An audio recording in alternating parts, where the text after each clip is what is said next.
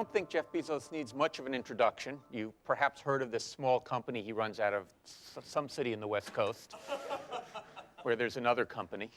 I took a poll of the faculty recently, and it was at a faculty lunch, and we were talking about what people did online, and I sort of asked people questions, and eventually I said, well, how many of you have bought something at Amazon.com? And it was actually 100%, I think, raised their hand. Yeah, baby! I guarantee it was not one of those. At any rate, Jeff is a graduate of Princeton, and I'm pleased to say, as he was telling me upstairs, he graduated from Princeton when it was still an EECS, an electrical engineering and computer science department, before the department bifurcated. And so he does have an electrical engineering and computer science degree. And I think he tells me he's glad he has one of those, and as he should be. After leaving Princeton, he went to Bankers Trust, worked there in the development of computer systems. So presumably, if you need help with code, he can help you with some of your programming and stuff of that nature. After that, he went to D.E. Shaw, well known for their high-tech approach to finance. And in fact, one of two financial services companies, three, I guess, that belongs to our industrial program in the department. And then he left D.E. Shaw to start Amazon.com. And I'm sure he can tell you more about that than I can. So Jeff, you're up.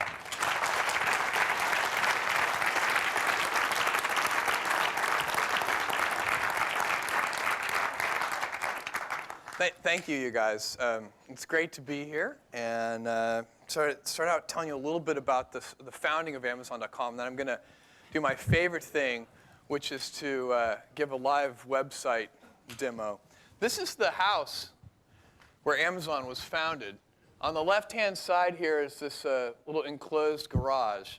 And I was living in New York City, working for D.E. Shaw & Co., and came across the fact that web usage was growing at 2,300% a year. This was one of those weird things where you could measure the rate of growth without actually knowing the baseline usage.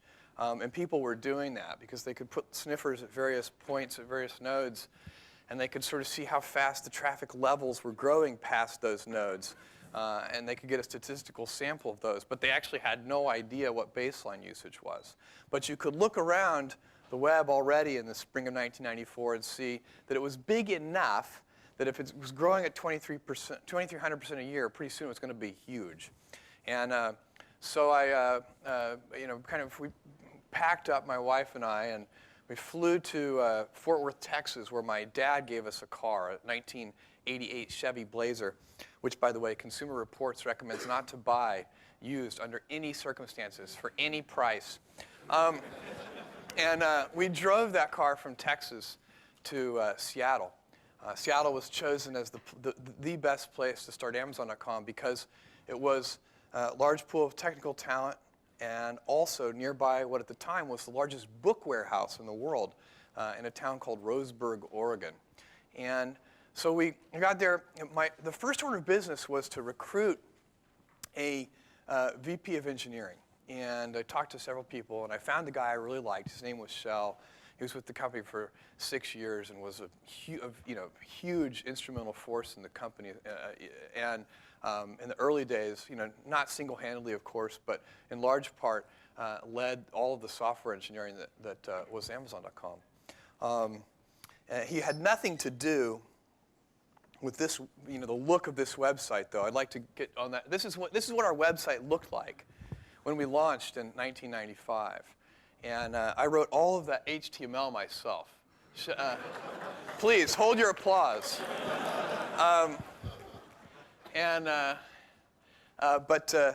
But Shell did the hard part. He wrote all the code that actually made it work.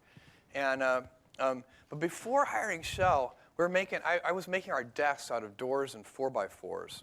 And it took me 3 months to convince Shell to come join this company because it was it was really just a one-person company. It was me, and it was a piece of paper and a name. And the name wasn't even Amazon at that time. It was Cadabra. Cadabra got changed because whenever I would say it to anybody over the phone, they would think I said cadaver. and I realized that wasn't going to work very well. Amazon was incorporated, by the way, by, I didn't know, I only knew 2 people in Seattle, so we're driving out there. I wanted to be moving fast. I wanted the company to be incorporated by the time we arrived. So I called one of 2 friends I had in Seattle and said, could you recommend a lawyer who could help me get a company incorporated and open bank accounts for the company and do some stuff so I can hit the ground running? My friend said, sure. So Amazon.com was incorporated by my friend's divorce lawyer, not like some big high-powered attorney. But anyway, finally talked Shell into coming and joining this intrepid adventure. But before he had moved from the Bay Area up to Seattle, he was getting ready to do that move. I called him and I said, Shell, how tall do you want your desk to be? And because I'm making them out of doors I bought at Home Depot and 4x4s. And it was like 10 seconds of silence on the line. And I was thinking to myself, oh, great. Now he realizes what a 2-bit operation this really is, and he's going to change his mind. He eventually answered the question, and about a year later, I said, Shell, do you remember when I asked you how tall you wanted your desk to be a year ago, and you were quiet for like 10 seconds. Were you like reconsidering your decision? And he said, no, I was just considering how tall I wanted my desk to be. So we got the software put together. It took about a year to get the software put together and to write this astonishingly beautiful HTML. And it is really ugly, isn't it? It is. It is. You'll see, I think the next slide coming up. No, this is our next real office. This is what, I don't have what our website looks like today, but you guys know what our website looks like today. You will note that it has some minor improvements like a search box on the main page. Here you had to actually click through to search. You had to click on that link that says 1 million titles. So things have gotten better. By the way, since people don't know this, but the number one thing we've invested in at Amazon.com has been technology. And in fact, since 1997, we have, in the last 5 years, we've spent $800 million on technology. So when you look at what it is today and look back at this, that's what $800 million will buy. We've only spent $300 million on 5 million square feet of fulfillment centers, for example, and only $600 million on marketing. So technology has been our single biggest investment, and the company basically runs on computer science. And it's either that or it's just my bias, since that's my background. But at any rate, that's what we do, is we really focus on trying to differentiate our experience with the engineering and the algorithms that we put into it. So anyway, we got this company just about ready to launch. And we were looking at it and looking at this little tiny fulfillment center. We were here by then, in this building. We had a basement fulfillment center. To call it a fulfillment center was very grand. There's a lot of puffery. It was 400 square feet, which is about the size of a 1-car garage. And we launched this business, and we're looking at it, and we didn't know if anybody would order from us. We really didn't. And in fact, one of the software engineers looked at this little space, and he said, I can't figure out whether this is incredibly optimistic or hopelessly pathetic. And indeed, we didn't know. We had no idea whether anybody would want to buy things in this way. The business plan called for generating sales very slowly as customers changed their attitudes. The original business plan, which I thought was very optimistic at the time, called for Amazon.com to generate $70 million in sales in the year 2001. We actually generated in excess of $3 billion in sales in the year 2001. And we knew, by the way, that we were really onto something in those first 30 days. In the first 30 days, we got orders from all 50 states and 45 different countries with not a dollar of advertising, just all word of mouth. In the first year, we didn't spend anything on advertising. All of it was word of mouth. And that really forged the company that we were going to focus on customer experience, because we saw the power of word of mouth so very, very clearly in those early days. There's something great about word of mouth online, by the way, and feedback from customers, which is that email turns off the politeness gene in the human being. It's wonderful. So people actually tell you what they really think, usually in all caps. So we get lots of info and feedback from our customers, and we try to use it well. In that first few months, we got one order. It was literally in the first 6 months. I can't remember exactly when it was. An order from Bulgaria. And I didn't even know they had internet access in 1995 in Bulgaria, but they did. And this person did not pay with a credit card. They paid with cash, which is a method of payment we discourage. And they had taken 2 crisp $100 bills and folded them up in a tiny little package. And they took those $100 bills and put them inside a floppy disk. They opened the little metal door and slipped them in the floppy disk. And then they mailed us the floppy disk. And on the note, on the floppy disk was a little note, and it said, the money is inside the floppy disk. And then it went on to say, the customs inspectors steal the money, but they don't read English. And so we opened up the little door. Sure enough, there was $200 in there. They had written their order number on it so we could associate it with, and we shipped them their books, and all was well.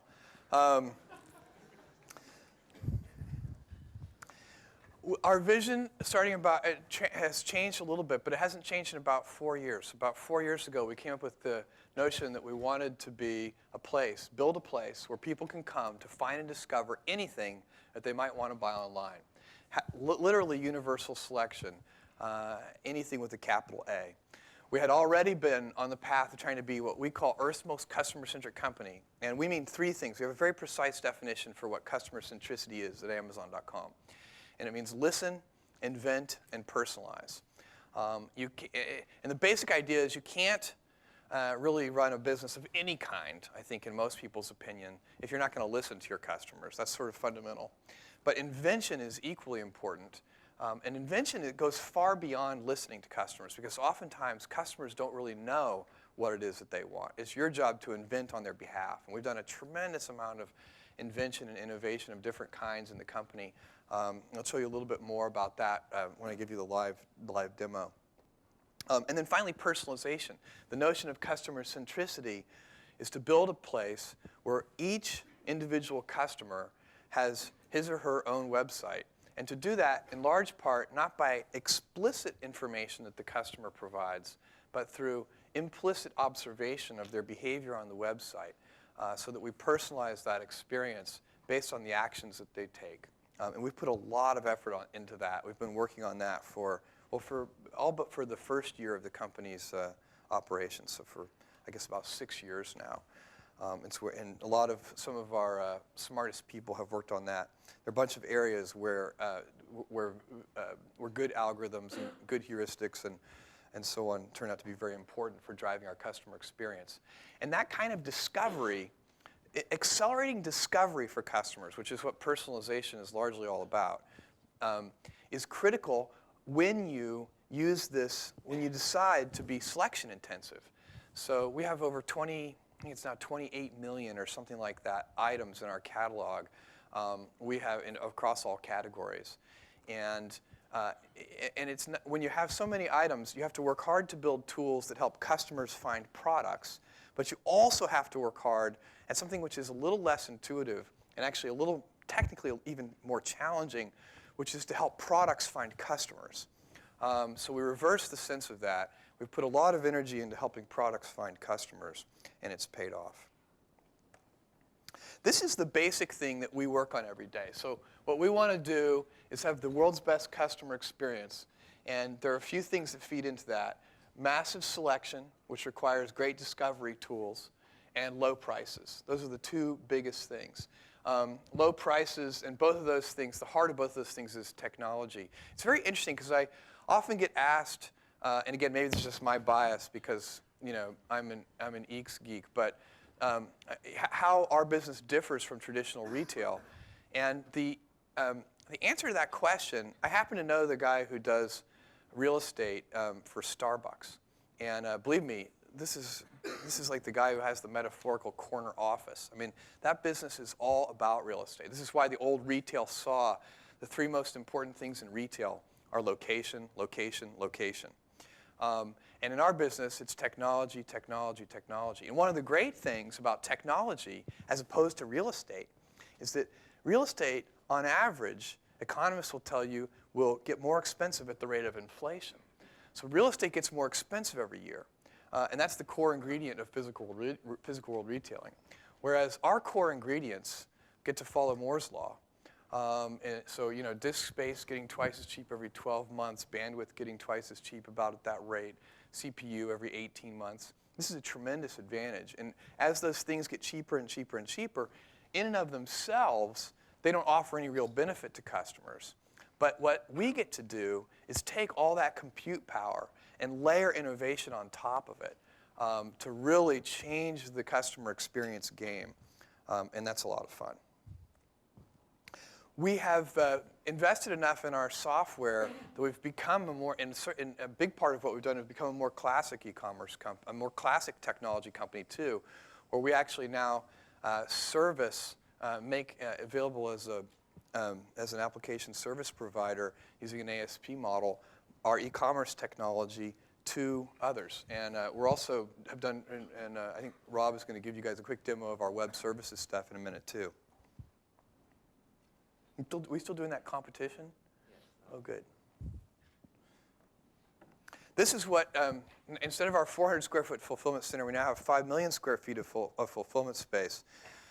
It turns out that operations research and all the logistics stuff we do here is astonishingly similar. When I started learning about these techniques, I was like, wait a second, this is computer science. They just have different words for everything. We do, one of the things that's very interesting is, in some of these fulfillment centers, we have 2 million different items in the fulfillment center. And you can order any 2 of those. And somehow, we have to marry those 2 items together and get them into a single box and ship them to you. That sortation is very challenging. And there are many pieces of it that are challenging to do it in an efficient way. All of the most obvious things you would try first turn out, they work, but they don't work efficiently. The cost would be too high. And what you end up doing is using very sophisticated algorithms to calculate an optimal pick path through the fulfillment center, and you pick a bunch of customer orders at once. And a decentralized swarm of people actually pick all these things. And then they have to get married in sort of a 2-stage sort later. But the picking algorithms are like a dynamic traveling salesman problem where the cities occasionally move and disappear. It's like unbelievably. It's actually very fun. And I didn't know, when I started the business, I thought the front end of the business would be very fun and intellectually stimulating and had envisioned a lot of the kind of personalization features that we could build online. But one of the things that I had not known and not envisioned is how intellectually stimulating inventory optimization and pick path optimization and these kinds of things would be too. This is, kind of like airline routing and so on. It's a very interesting problem. You wrote your own software for that? You didn't? We wrote our own software for that. So it's a great question. In fact, we bought off-the-shelf inventory optimization software. There is no good picking software for the 2 million items. So that we built from the very beginning. We did buy inventory optimization software, and it didn't work very well for such a large SKU base. One of the things that we found is that our operations are significantly different from most companies for a variety of reasons. Your typical mail order company, most of these things are made for like, a warehouse management system and made for mail order companies, and you can buy those things off the shelf, but they typically have a number of SKUs measured in the tens of thousands. And a lot of things change when you scale that up to millions of SKUs instead of tens of thousands of SKUs. And so we had to do a lot of ourselves. We bought, early on, we bought some personalization software that also didn't work.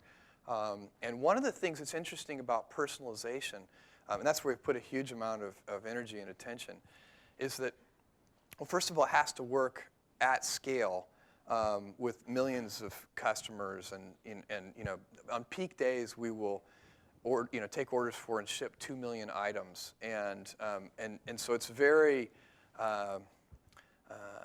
sensitive to doing that and we do for unrecognized customers, we do real-time personalization based on their click stream, and so there really is nobody doing that.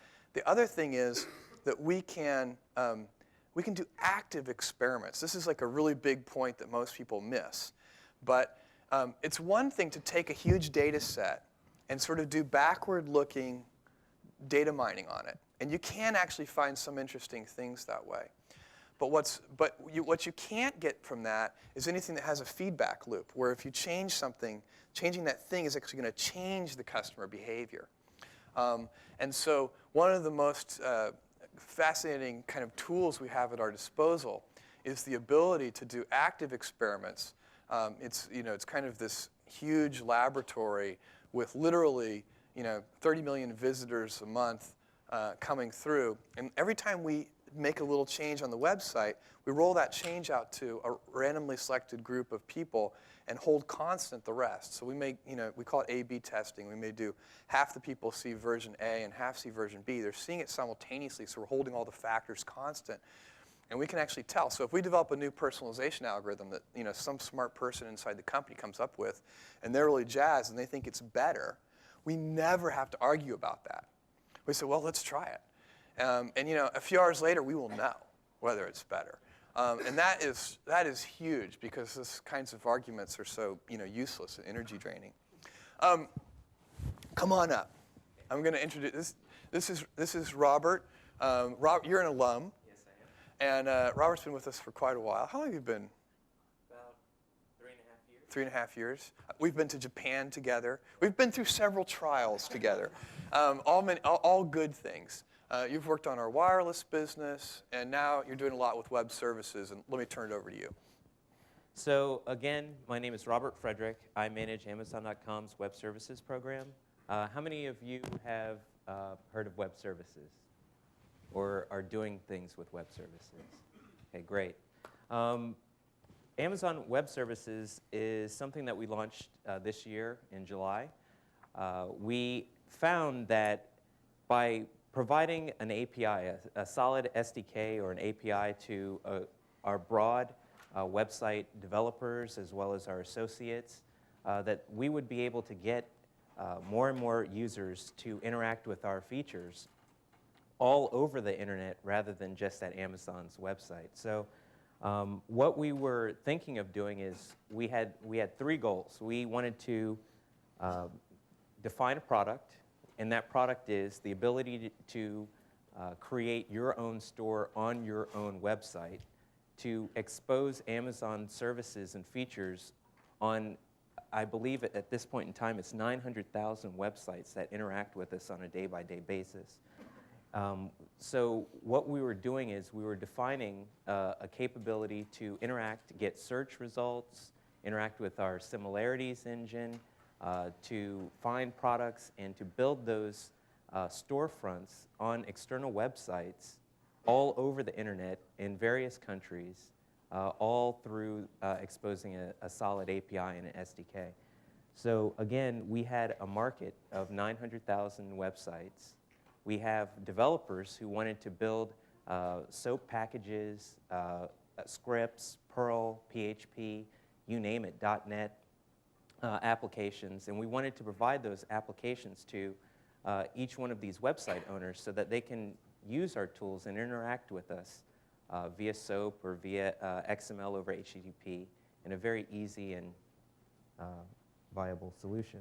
So the economic model for this as well, or why are we doing this? Why would Amazon ever want to expose the services that we have on our site to all of these other websites on the internet? And the reason is very simple. The more people that are interacting with our products, the more items that we'll potentially sell. And then we also have the capability to provide these products on their website in a way that doesn't have to make them recreate the wheel. It's easy to implement, literally anywhere between 5 minutes to a couple of hours, and people are able to have a very robust storefront, a very robust way of interacting with our products and our selection. So what we ended up doing was we came up with a SOAP interface and an XML over HTTP interface, and I just wanted to go through a couple of examples of some of the things that people have built before turning this over to Jeff again. So, I'm going to go over here. So here is a very simple script. It's called Amazon Lite, simple search. What we did here was we provided the capability for this one developer to put this little search box over here on his site. And if I do a search for dogs,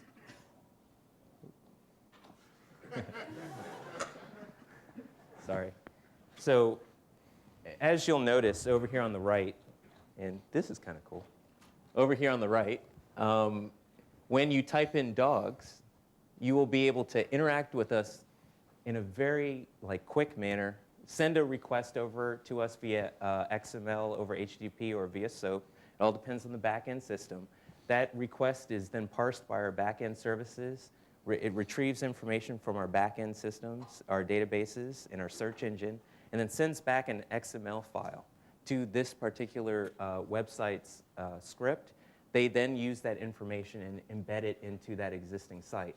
The very cool thing down here is it says quick start, and this is where people will be able to configure their website offering down here by answering a couple of these search questions, or these questions right here.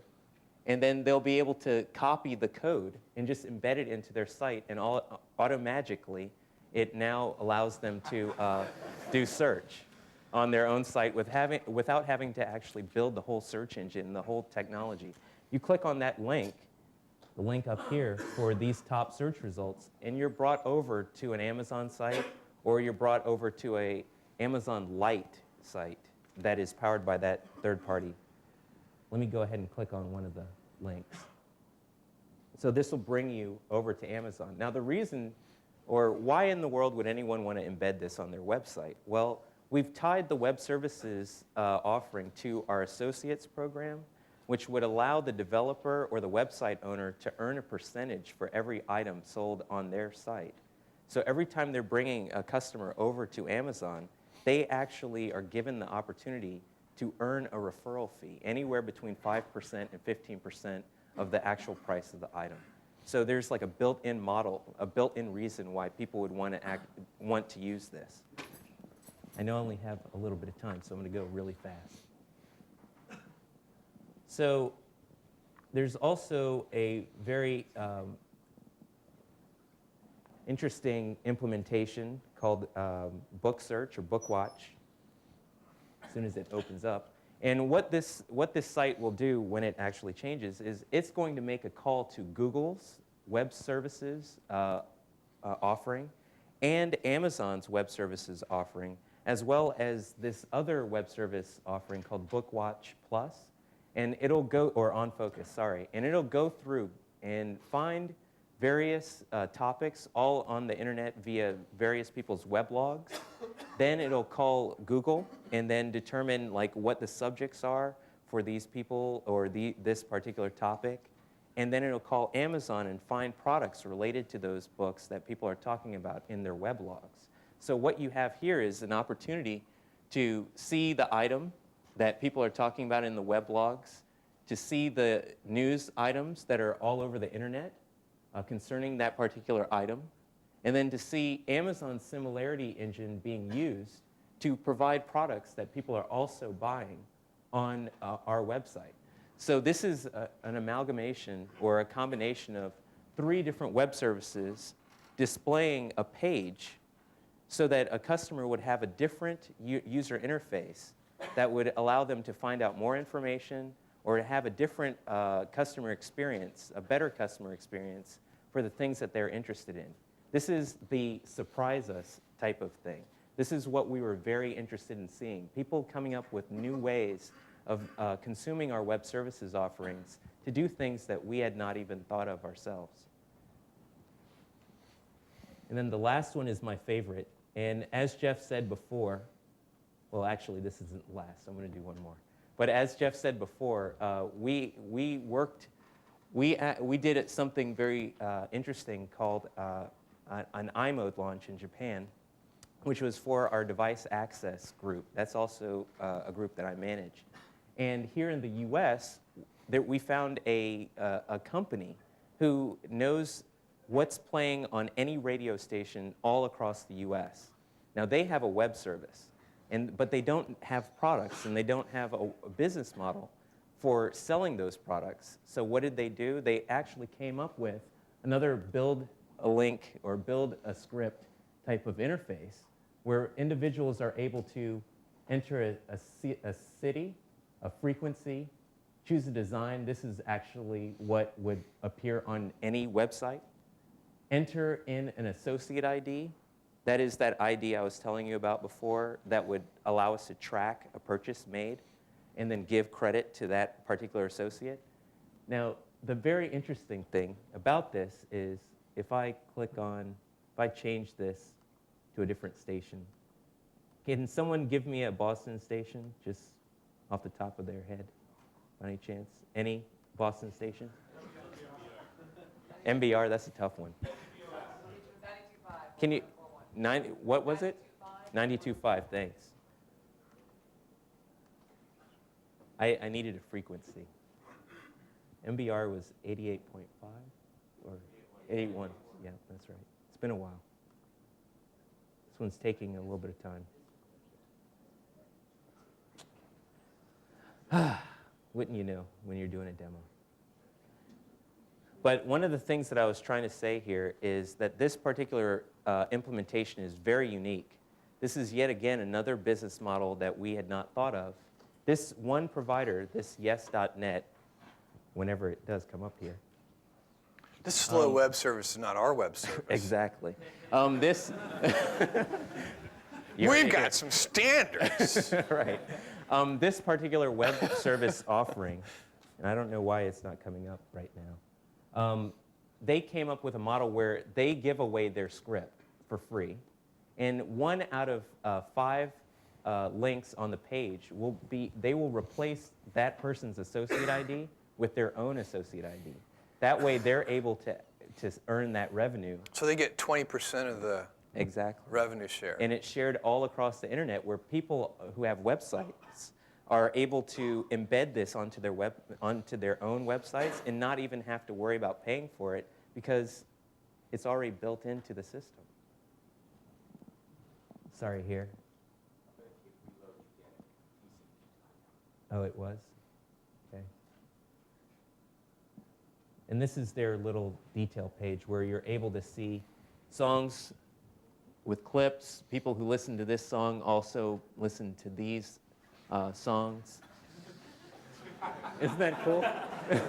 I really like that one. And then here are here are some links over to our website. So if you want to see the last few songs that were played, you can see the song name and then buy that album from Amazon.com. Very last, and I promise it'll be the last, is a whole store different from Amazon, built using our web services offering by a 21-year-old German student who just wanted to play with it and see what he can build. And he was able to build this simple camera shop in a matter of, I believe, 3 hours. That's what he said. And he did something over here where you're able, great.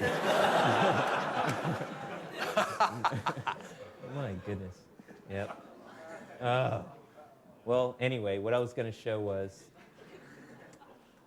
are you sure that I have a connection here?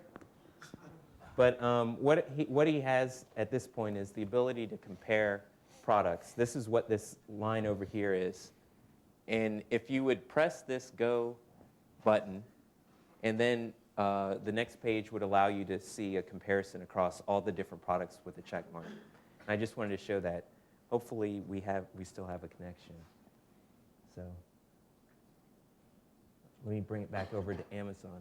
So one of the really cool things about doing web services for Amazon.com, okay, this is looking better, is that we have a competition going on right now for developers, students, people all across the country to be involved in, where we're giving away $5,000 to the best storefront builder developed by a developer or student or whatever the case may be. I have some more information about that. So if anyone afterwards would be interested in learning more about the competition, about Amazon Web Services, about device access, or just anything at all, just come and see me. Thank you. Thank you, Robert. Very nice. Yeah. There's one more thing that I wanted to do, and I wanted to recognize some of the people who we have given offers to. We are still hiring, of course. And I don't know if everyone on the list is here today, but these are some of your classmates who have job opportunities with us, and hopefully they'll join. Alan McConnell, is he here by any chance? Okay. Alex Denew, Joe Hastings, Andrew Sutherland, Jonathan Brunsman, and Nicholas Hansons.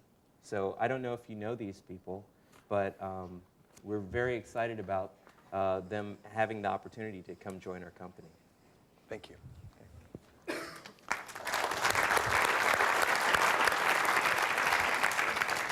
And if you win the Web Developers Contest, then you can have a Segway.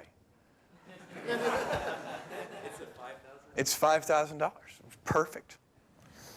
All right. I'm just going to show you a few things. I want to first I'll show you. I've been talking a lot about personalization. It's some of the most impressive things that our architects and engineers have done actually doesn't demo well because a lot of it has to do with scalability and what happens if a particular service goes down. How does it fail gracefully? And some of these things are very complicated to do, but not that interesting to demo. But if I come in, let me look at my recommendations for a second. And I'll tell you a story.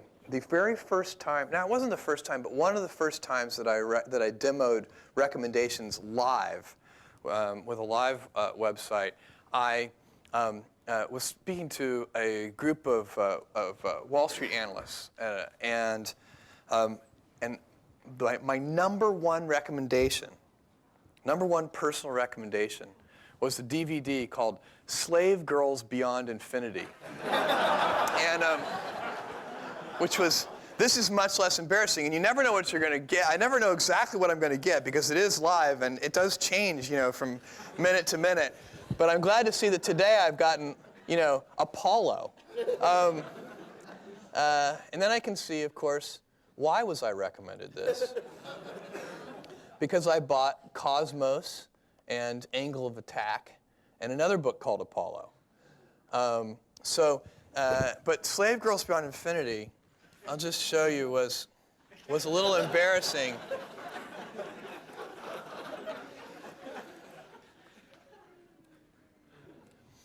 What happened to that laser pointer thing? Oh, here it is. Do not look directly into me. Okay. There it is. Slave Girls from Beyond Infinity. Let's go over here. This is pretty interesting. So you can buy this DVD with Assault of the Killer Bimbos. Buy together. It's only $19.96.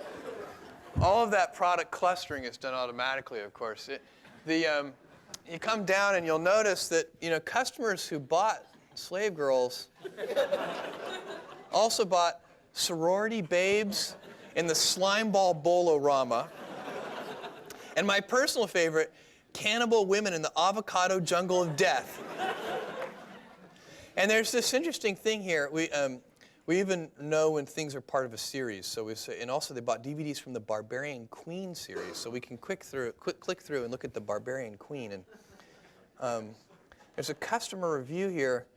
It says, for Lena Clarkson fans only. This is Barbarian Queen 2. This is not even Barbarian Queen. It's an incredibly bad film whose only redeeming feature is Lena Clarkson in and out of some skimpy outfits. She's completely gorgeous, but even she can't save a disaster of a film. Then here comes the great recommendation. Buy Deathstalker instead.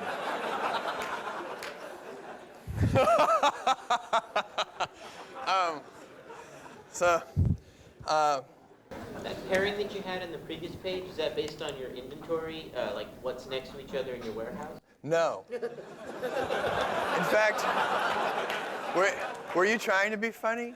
No, I didn't think so. No, it's not. It's very interesting. We use a technique called random stow. So all of the items in the warehouse are stowed randomly. There is no rhyme or reason. They're hashed. So as you walk through, they all have locations. They all have bins, so you know where everything is. But only the computer knows where everything is. As you walk through, it'll be, Slave Girls from Beyond Infinity right next to, Dr. Seuss. They'll be side by side. So it does make walking through, it is like an incredibly eclectic experience when you go walk through the fulfillment center. But these similarities are incredibly hard to compute well. And there's a lot of stuff. You have to look at how much information theory there is in each, how much information there is in each purchase, because you don't want, if you do this simple, straightforward thing, then every book just recommends, and customers who bought this also bought Harry Potter. And that's not very interesting. So you have to take that into account. You have to do a lot of things. And we have to compute millions and millions of these, and we have to do it very rapidly. And we like to do it on small machines, so we figure out how to do that in only 2 gigabytes of RAM. So there's a lot of cool stuff along that. There was a great similarity, I remember one time. I was looking at this book, and it was a book on Zen. And I looked down at the list of similarities. Customers who bought this book on Zen also bought. And there were 5 or 6 similarities, as there usually are. And 5 of the 6 were other books about Zen. And then the 6th one was how to have a clutter-free desk. And that's the kind of connection that only a computer can make. I mean, no human editor is going to say, they would always pick 6 other books on Zen. But people who like Zen also buy books on how to have a clutter-free desk, and that comes out. Let's see. I'll show you one of my favorite features. I can show it just about any product. I've bought so many things on the site. But I'm going to show you the Aqsa salad spinner in our kitchen store. Here it is, the Aqsa Good Grips salad spinner. Now this is interesting for a couple of reasons. But one is that the customer reviews on this product read like a sexual experience. I mean, people love the Aqsa salad. Like, people who don't eat salad love the Aqsa salad spinner. That's how potent of a product this is. And we do a couple of things here that are interesting. One is, you can see here, it says, these friends have purchased these items. These are my friends of mine. And so, as long as we're here and as long as I've already identified my friends, we might as well, whenever I stumble across something, I get to see which of my friends have bought this thing. By the way, doing that in real time isn't that easy. Remember, this is a big decentralized system with thousands of web servers, and you don't want to go back. What happens is we use a pub/sub technology, and when you first come to our website, the instant you're recognized, we publish a message to all of the different services that subscribe. The ones that subscribe to that message recognize it. And they start immediately, the second you hit our gateway, they start filling a high-speed cache of everything that might be interesting that you might want to see on this visit to the store. So that's one of the ways that we're able to do millions and millions of visits, provide this level of personalization and customization, and have it not be really, really slow. The other thing that was very personalized on this page, and this is, I told you earlier that we very carefully test all of our features. And when we do this testing, we have a very simple objective function. It's a little more complicated than this, but basically our objective function is, we prefer the thing, if we're testing feature A against feature B, we like the one that generates more sales. We're pretty simple-minded in that regard. But this, what I'm about to show you, is one of the few features we've ever left on the website, even though with statistical significance, it slightly reduces sales. And it's called the Instant Order Update. So you can see up there at the very top, it says, Jeff Bezos, you purchased this item on May 16th, 2000. So, more than 2 years ago, I bought the Aqsa salad spinner. Now, with salad spinners, it doesn't happen very much. But with music CDs and a whole bunch of other products, people forget they've bought them. And they buy them a second time. So they're like, I don't remember, they buy that Madonna CD, and then they're like, they get it home, or maybe they never notice it, but they buy it accidentally a second time, and all of us do this. I mean, unless you're like incredibly organized or something, it's like hard to avoid this if you do. So, we're busy, people buy books a second time, and so on and so on. And so anyway, we thought about this, and we thought, well, what we can do, unlike any other store anywhere in the world, is every time you come to a page, if you've already bought it, we'll just tell you. Then you won't buy it a second time.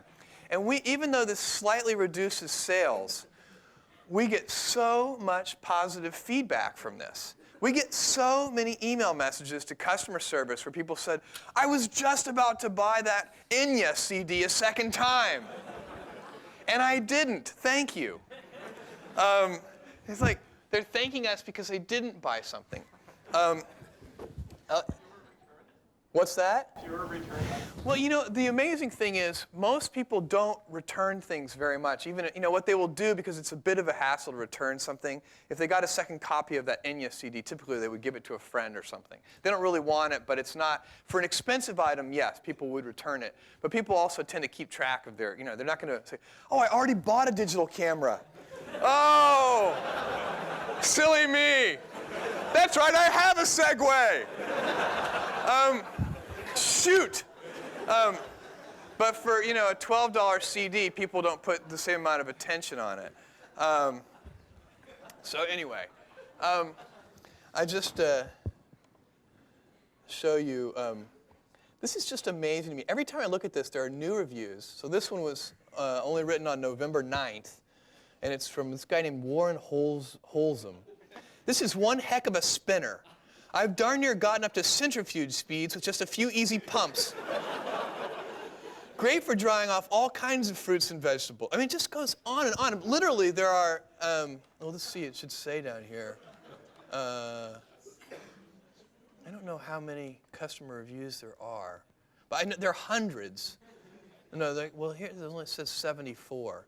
So, but I don't know why there are only 74. I thought there were more. But anyway, there's 74 customer reviews here. Look, this one is labeled Sand from Georgina. This is a very good spinner at a good price. Most of the previous reviews are dead on, except they neglect to mention that this spinner does the great job of removing sand from red lettuce and other exotic greens, including dandelion, radish, not to mention spinach. I bought it for that reason alone. It's, people are, it's just fanatical salad spinners. Look at this, it's all 5-star reviews. Oh, here's somebody. Good but questionable durability. This is, there's always one in the crowd here. But look, you go, and we can sort these reviews. It's not a totally straightforward algorithm, but we try to put the reviews, if you come back to the main page, some of the top reviews are from people who've gotten lots of helpful votes. So you can always vote, was this review helpful to you, yes or no? One of the nice things about voting on Amazon.com is we have customer identity because, everybody who's using our system has a credit card number, and so we can kind of keep track of. We don't let somebody stack the deck and vote 100 times. I guess they could if they have 100 different credit card numbers and 100 different accounts, but it's not really worth stacking the deck for the salad spinner to get so many credit cards. Unless you make it. Well, I guess that's true. If you make it, then why not? If you make it and you're evil. We did have, it was very funny. We do remove them, and I often think we should at least build a graveyard for them somewhere. But we do have people who put up spoof customer reviews, and they're hilarious. We've had God review the Bible.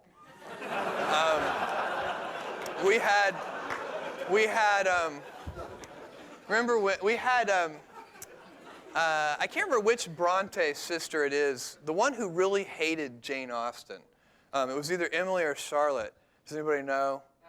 Is it Emily? And so we had Emily. There were a few years ago. There were like 2 miniseries and a full-length motion picture based on different Jane Austen novels. This was just a few years ago. And somebody started posting customer reviews pretending to be Emily Bronte. And she was just like, I hate Jane Austen.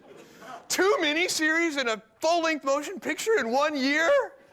You know, it was quite amusing. But we take those down.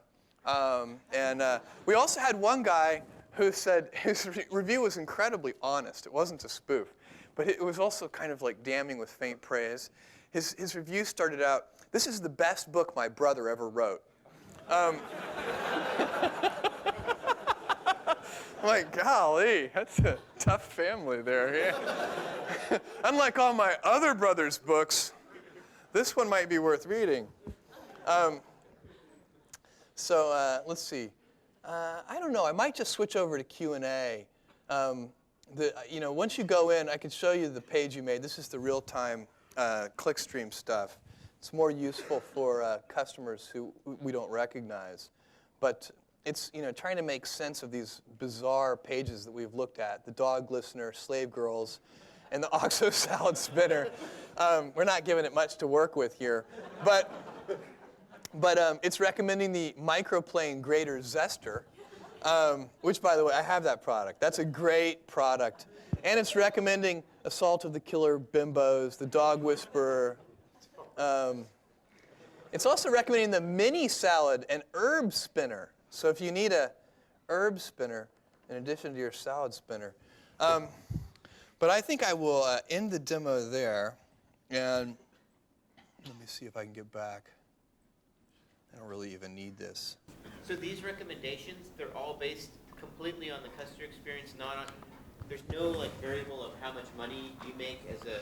The customer recommendations are based on what we're trying to do is get the probability. What we want is to increase the probability that somebody will add an item to their order, even if it's an inexpensive item. So it actually turns out to work in our interest. So what we're trying to do is we look at, for personalization, we basically calculate, for every customer, a probability that they will, what's the most likely product that you will buy. And then we try to take out the most obvious, sort of low information content products like Harry Potter or something. Because probably you've already run across that 100 times in other ways in the supermarket and everywhere else. So putting that in front of you, it's not like you're going to say, oh, Harry Potter 4 is out. You'd have to be living under a rock. So that is, but we try to get the things that are a little bit more obscure products, and then within that we optimize those algorithms. And we're certainly doing it out of our own self-interest. I mean, we're not, there's no question we are in this business to make money. But the way that we do it is by trying to help customers make purchase decisions.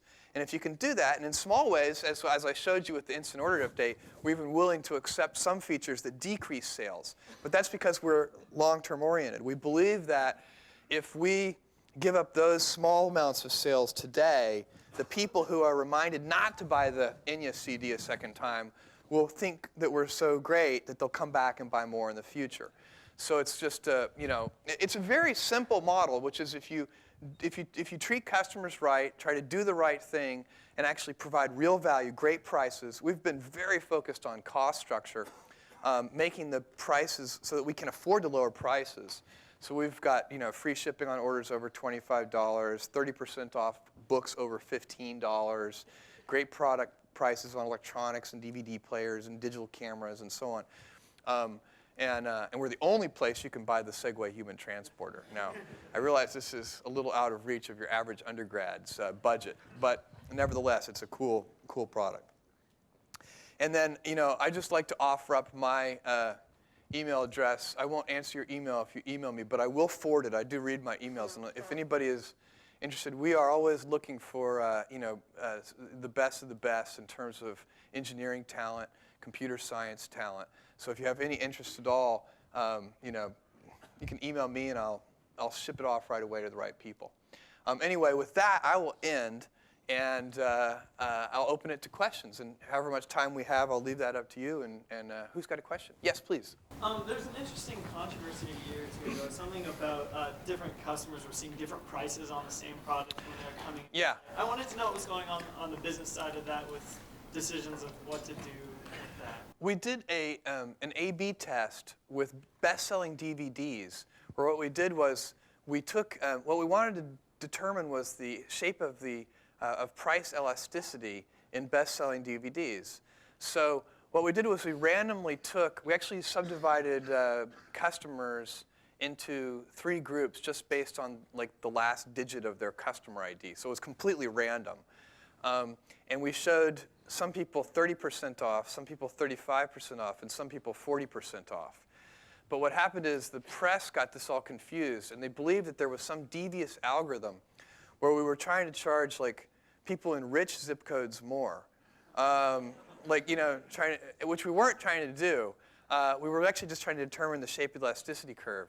But it was so confusing for people that we decided not to run that kind of experiment. So we still do all the A/B tests, but we do them with features. We don't do them with prices. Yes?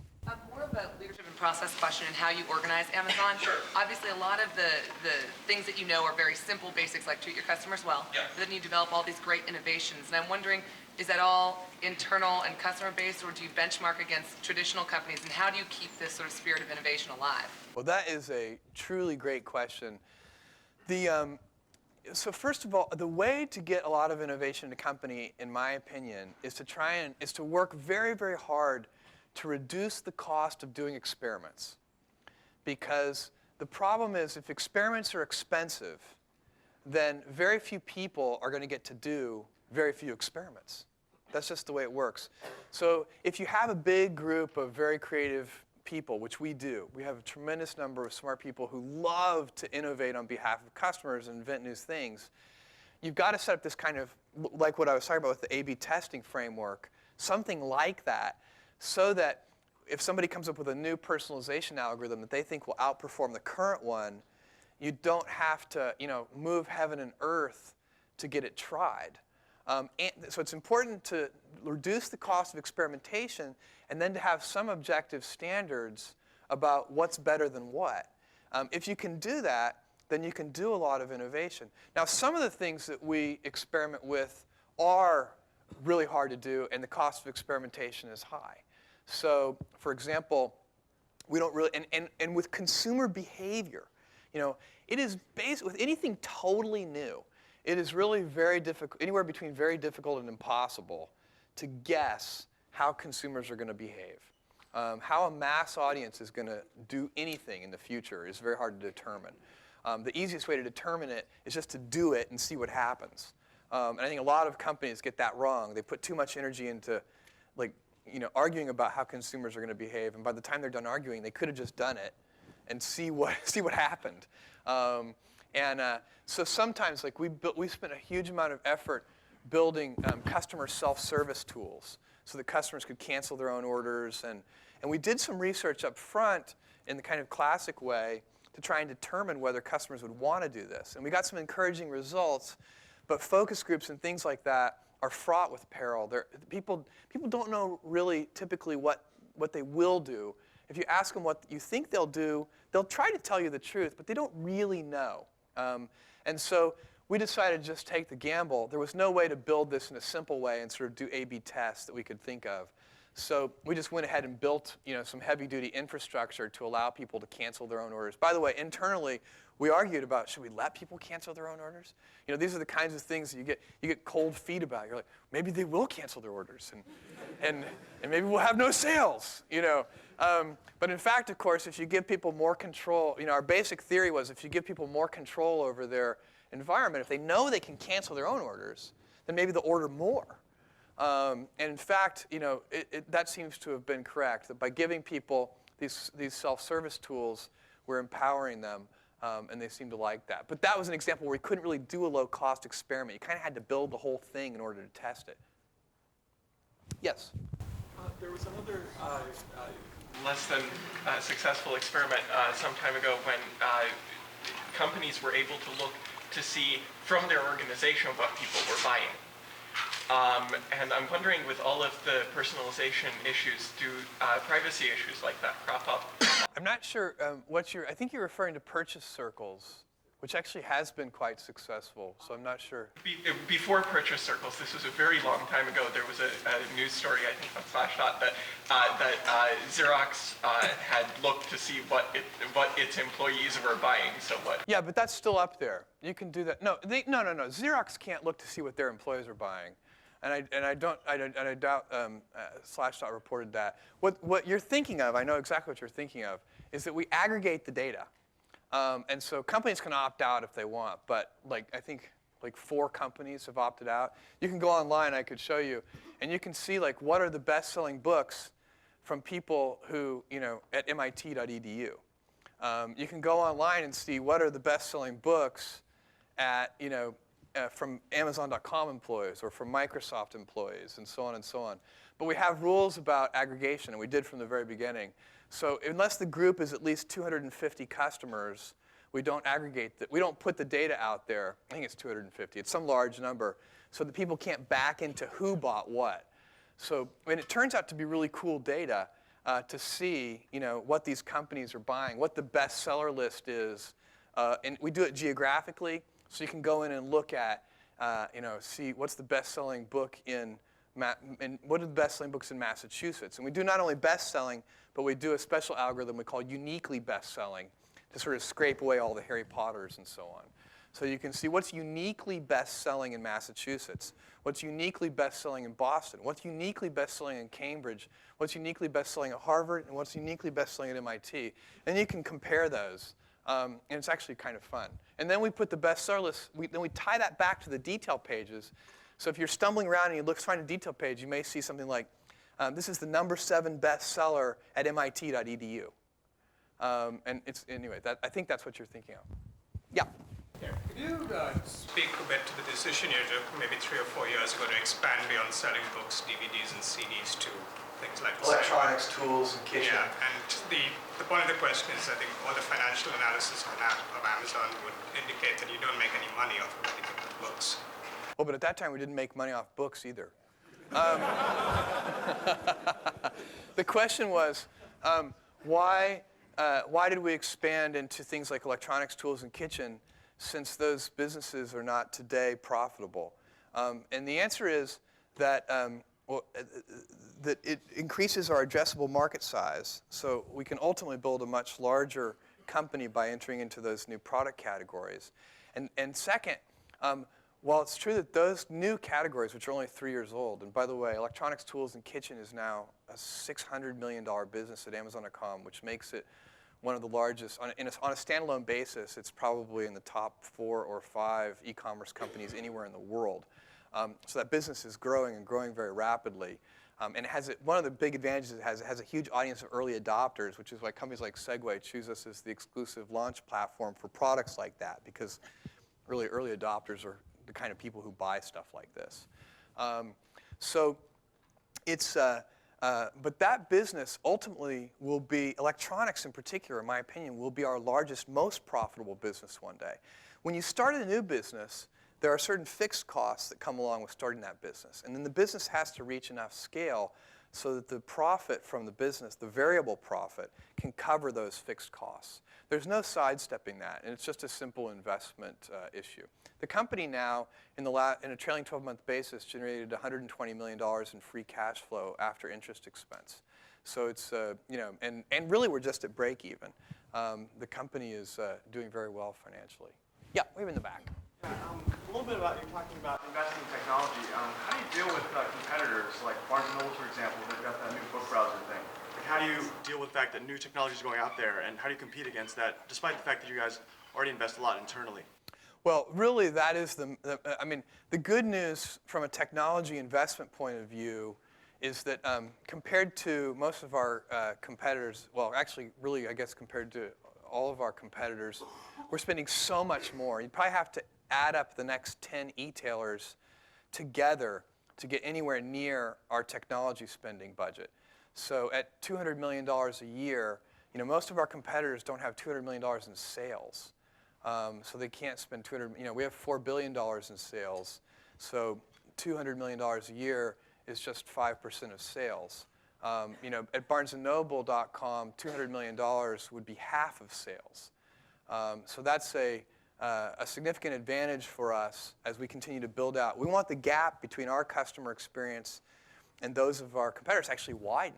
with these kinds of personalization features. And there's lots of stuff that I can't talk about on the drawing board that we think is going to make the experience much, much better in the future. That 200 million, how much of it's R&D? Well, the question was, of that 200 million, how much of it is R&D? I never know exactly how to answer that question. I mean, As opposed to disk. oh, as opposed to disk drives, almost all of it is. I mean, there's very little. The good news is, we're a total Linux platform, and so it's very cheap. It's all commodity hardware. We have a few big database servers, but the stuff has gotten so cheap. I don't know exactly what the fraction is, but a big fraction of that expense is people expense. It's smart people. Yeah. Who do you consider your competitors in your space now where Amazon is right now? Well, there are two groups of competitors. Our big competition is in the physical world. So online is still so small. It's retail sales worldwide are a $5 trillion market, and online is less than 1% of that. It's very, very tiny today. So you don't want to take sales away from online competitors just because there isn't that much sales to take away. So you look at all the sales are in the physical world. So that's where the dollars are. That's where you need to focus your primary competitive energy. You look at online companies not because you want to get their sales, but because sometimes you might be able to learn from them. I mean, they're watching customers too, hopefully, and so you need to see what they're doing. How are they innovating? What are they thinking of? What kind of lessons can we learn from that, incorporate it into doing things the way we do things? Rarely, by the way, have I seen it successful online to do direct copies of things. Usually, you get some inspiration from something, but then you have to kind of make it your own and make it be part of doing things the way we do things for our customers. And then once you're in the physical world, the big competitors, there's a different one for every category. So we would look at Best Buy in electronics as our top competitor, Best Buy in the physical world, Barnes & Noble in books, and you can go right down the line in every category, and it's usually the kind of the selection intensive superstore type competitor defined by category. Yes? So I got as far as the business of web services question, I got to imagine there's a fair amount of money to be made from the information that Amazon generates and is able to collect from consumers. For example, I know many product designers, for baby toys, sort of go to Amazon, they look up their customer reviews and sort of figure out how people feel about it. I'm wondering, so now if I were to start use the web services from Amazon, sort of try to resell it, repackage it, sort of how would you guys react? Or sort of what's that interplay like? The answer is right now, you have to try and use the web services as part of our associates program. So there's a contract you sign when you sign up to get a developer token. There's some rules, and one of the things you cannot do is download the data and repackage it for the sort of purposes that you're talking about. And you can't cache the data. There's several things that because the data is valuable. We don't want you just to write a program that sucks all the data out and then then it's your data. That can't be. But you do. But if you're playing by the rules of being an associate, you can invent a lot of cool stuff. You own that stuff. You read the contract. You own your application and the things you build on top of it. We just reserve the right to kind of take the data back. Yeah, do some more down here in front. So looking to the non-desktop world, I guess you could define it as the non-which world? The non-desktop. Non-desktop. Or yeah. Mm-hmm. What's from a technology perspective? What's uniquely interesting about that world that makes you want to keep pumping R&D dollars into it, or perhaps is it not uniquely? So the question is the mobile wireless world interesting? Presentation logic, how to fit big, lots of things into a small screen type. Right. I think the answer is that world is not very interesting today, with the exception of Japan, where for whatever reason it's worked a lot better and people are willing to the real problem is the devices. So the devices have very small input device and very small output device. And as we get to see better web pads that, like this is a great device. The BlackBerry for doing email is this is now my most valuable. I give up my cell phone before I would give up my BlackBerry. And you will see devices with this sort of form factor with decent input devices that have decent color screens with enough resolution so that you can actually look at enough data to actually do something on the web. Right now, if you're using your cell phone to do things on the web, you're like hitting the 3 key 3 times to get a particular. I mean, it's just bad. It's a bad customer experience. It's the best you can do perhaps with that physical device. But that stuff will get better, and that's a pretty big deal. The thing that's a bigger deal in the shorter term is more people getting instant on at home. It's not even the extra bandwidth that you get at home. It's the fact that you can leave your computer on. I think the thing that will happen next is that people will have multiple computers in their home. So you already see that starting to happen. One of our best-selling electronics products for years has been wireless routers. A lot of people installing 802.11 networks in their home. And it completely changes your behavior when you get 2 or 3 or 4 computers in your house instead of sort of 1 in the office or 1 in the bedroom or whatever it is. So when you look at your average household, you're going to start to see that the number of computers, just like with phones, there was a time when people said, why would anybody ever have 2 phones in their house? That's sort of ridiculous, absurd luxury. And now, of course, people put a phone in every bedroom. They put them in their bathrooms. They put them in their kitchens. They put them everywhere. And the kitchen is actually the key room. So I put a computer in my kitchen, and it doubled my Amazon.com purchases. I strongly recommend it. You need an instant-on computer in your kitchen. That will be a big deal. Now, is your behavior when you're in the kitchen different enough that Amazon.com should take that into consideration when making your recommendations? By making what? Kitchen recommendations? I hadn't thought about that. Recommendations by room. Right. We need to be able to impute your room, though. Otherwise, we'd have to ask people, what room are you in? Or have you, register your computer. This is my kitchen computer. We'll make the Aqsa salad spinner recommendation in there. Yes? Yeah.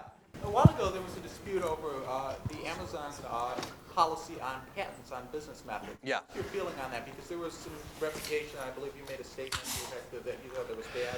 What I think is, my position on this is very clear, which is I think patents in general are really very good. And if you look at the kind of the history of the patent office and of innovation in this country, it's hard to unlink the two. Now, one of the things that I think is, if you look back historically, the rate of change was slower. So if you look at the lifetime of a patent, it's actually increased a little bit because of some international treaties, and it's basically gone from 17 years to 20 years. And for some industries, 20 years is a very appropriate lifetime. So for example, if you are manufacturing a new pharmaceutical, you may need 20 years. You've got to go through 10 years of FDA testing, and there's all this stuff going on. You may need a long lifetime to recoup your R&D costs, and you need some exclusive period where all that R&D benefits only you. But when you look at software patents, it seems to me that 20 years may be too long. And so that's the point I made. Yeah, it's really the same thing. Yeah. I would say that there is no chance of that changing. And the reason is, when you go look at this, and I actually went to Congress and I made my case in front of a few people that this seemed like too long a period. And the problem is, this thing is now so well established, not just in the US, but via international treaty. Literally hundreds of nations that have all entered into mutually binding patent treaties. And it's very hard to get that whole web of stuff changed. So that's why people tend to leave it alone. Yeah. So getting stuff to me, it seems like your business will scale, your computers will scale, but the one roadblock between me buying stuff on Amazon all the time is getting that stuff from Washington to my home. And I applaud y'all for making that $25 free shipping stuff. I think it's amazing. I don't know how you do it, but where do you think that's going to go? How do you think those costs scale? Because well, it's a great question. The question basically is there some way to dramatically change the delivery part of the business model, so that you are, and the answer is at certain scale levels, maybe. So already it's changed a lot, because when we first started, we shipped only out of Seattle. Now we have, 5, but you're not going to have one in every city. Well, why not? Do you get the cost benefit from that, though? Or? Well, it's all a question of scale. The question was, you're not going to have one in every city, and you probably won't have one in every city. But you very well might have one in, you need a lot of scale. At $4 billion in scale, we've got the right number of fulfillment centers right now. But if you take that from $4 billion to $40 billion, things would start to change significantly. You actually don't want to film in Massachusetts, because then you pay shipping and tax. Yeah, you'd probably put it in New Hampshire. How do you do that $25 deal? Do you get... Well, that's why you should shop at Amazon.com. I like this guy. You're looking particularly handsome today. The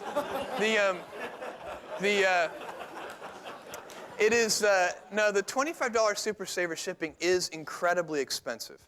So it has to be, it's the most expensive price reduction we've ever made. And we're still hopeful, by the way, that we'll leave it in place permanently. We're going to make a decision at the end of the year about whether to make it permanent. We were at $49. If we can't make $25 permanent, we'll go back to $49. But I'm very hopeful we can make the $25 level permanent. And the key there is being very efficient. So the economics can be made to work. It's just a question of, does it generate enough incremental lift in volume to justify the huge price reduction that it effectively is? Yes? If you were a 2002 college graduate, with your newly minted engineering degree, what are some of the fields you'd be most interested in working in? Newly minted 2002 college student with an engineering degree, what are some of the fields that I would be most interested in working in? I think, first of all, what I would say is the best advice I can give somebody is do something that you think is interesting and let the waves catch you. Something that I see people do, which I don't think is a good idea, is they try to chase the current thing. I saw this so much in 1997 and 1998, 1999 with respect to the internet. There were, in 94 and 95 and 96 and 97, mostly the people who were, the earlier you get, the more true this is, but the people who were sort of looking at this space and starting companies were genuinely interested in it. They thought it was really cool. By the time you got to 1999, doctors were stopping, like, screw that doctor thing. I'm going to start a .com company. And so that really made no sense whatsoever. People were sort of abandoning the things they were genuinely interested in, trying to catch a wave. And whenever you try to catch a wave, you're almost always too late. So it's better to just, if you're paddling after it, you basically have to wait in place and let it come to you. And so just find something that you're passionate about. I would definitely, on the career advice side, the most important thing about your first job out of school is to pick a place where you think where your learning per unit time is going to be very high. You can optimize for a bunch of variables, and it can get very confusing. Where is the location?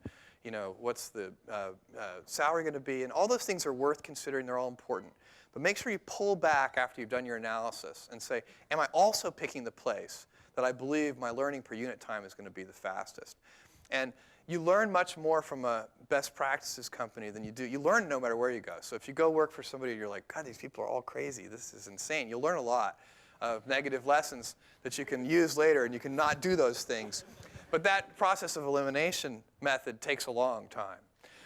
So it's better to try and find a place that has really high hiring standards, some of the basics especially, a place that's trying to recruit only A's hire A's, and B's hire C's, and C's hire D's. So you've got to hire only A's. And you need to pick a company that's doing those kinds of fundamental practices well, because then you'll learn so much, it'll set you up to do other things. So I would say that's probably the best career advice I can give. Time for one more question? Okay. I was wondering about your international site. Yeah. I've actually gotten stuff from different sites, like Canada, US, Japan. Mm-hmm. I noticed the sites are actually really similar. The sites are similar? Yeah. Yeah, our international sites are similar. Okay, Okay, no, I was wondering, how do you manage your international subsidiaries? It's a very good question, and I'm very pleased to note that you have found the sites to be similar, because we insist all of our software development is done in Seattle. We don't allow any software development to be done. We do have big physical operations and great marketing teams and so on outside of the US, but the software is so core and it's so expensive to do well that you want to have exactly one set of source code that gets used all over the world globally. And many companies have, made the mistake of allowing their, different sets of source code in different countries to get out of sync, and they end up with two completely different systems. Now they're getting no fixed cost leverage across those two systems. They've got two different teams developing two different systems, and then they decide one day, this is terrible and stupid, how do we let this happen? And then they want to recombine those systems, and the systems by that point have diverged so much that recombining them is very difficult.